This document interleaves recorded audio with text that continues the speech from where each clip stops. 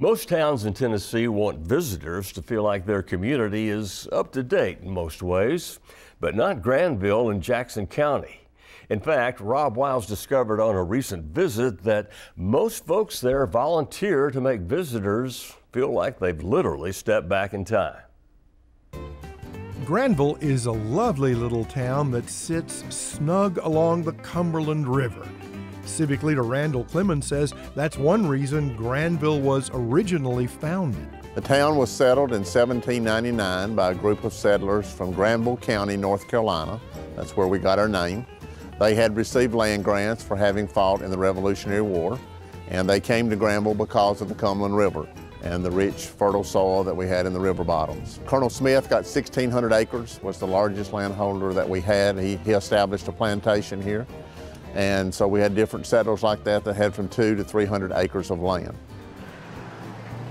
Of course, Granville is an up-to-date town today, but you might not know it on some days. Well, good afternoon. We're so glad you're here. I'm Liz Bennett. I'm one of the 180 volunteers that keeps Historic Granville going. But today, I'm Ethel Sutton, and this is my home. And we are so glad you came to visit us. That's right. Much of the town turns out to volunteer to show off a pioneer village. This village was established in 2010. It is the home of Mr. T.B. Ben Sutton, that was the owner of the Sutton General Store. Mr. Sutton lived here from 1947 until 1980. We were able to purchase the property. It's almost a town block, and to put it back like he originally had it as far as the home. All kinds of craftspeople and artisans at work, doing this the old-fashioned way and giving visitors a good look at how necessities were produced back when such things were difficult and took skilled hands. We moved one of Granville's original log cabins that was built in 1820 to the property.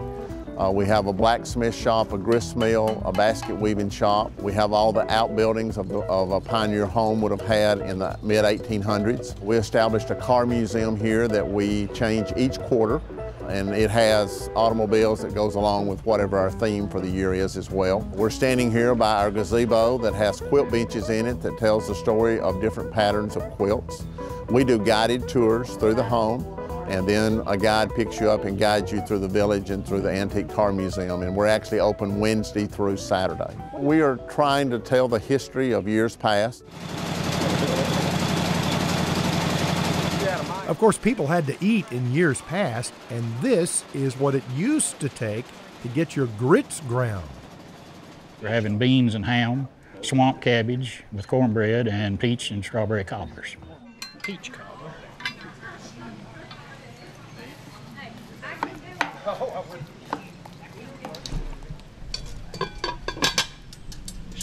If you're lucky, you might get to try some food made the old-fashioned way. Onions? No, ma'am. No onions for me. Larry Edmondson is the vintage chef. There's no exceptions. You can cook anything that you can cook in your house in a Dutch oven. Of course, we use Dutch ovens and hanging pots both.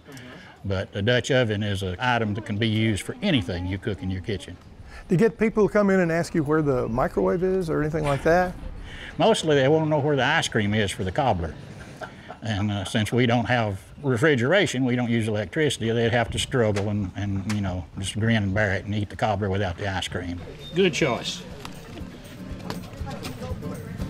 When you come to the Pioneer Village in Granville, you can see artisans making things in traditional ways. They're big on traditions around here in Granville, and they've got lots of them. But they never run out of things to show you, because every year they highlight another decade. This year, it's the 1940s. The Tennessee Maneuvers was here in the 1940s because of the Cumberland River. They built a bridge across the river here at the end of Main Street. And so we had 4 different units that was here, and they fought the battles like they did in other parts of Tennessee, but we have a rich maneuvers history. All of those young soldiers, most of them from other parts of the country, made a lasting impact on Granville. One of them, Vincent DiNardo, known around here as Little Mo, came in 1943 with an engineering unit from Georgia and had a lasting impact on the town. And actually our museum began as a result of a military person that came to Granville with the maneuvers, and he started coming back after the maneuvers with a 35mm camera, and he came for the next 25 years making pictures of Granville 2 weeks each summer, and he left us 1,000 pictures. That's what began the Granville Museum. They say those young soldiers came as strangers and left as friends, which can be said about almost anyone who pays a visit to Granville.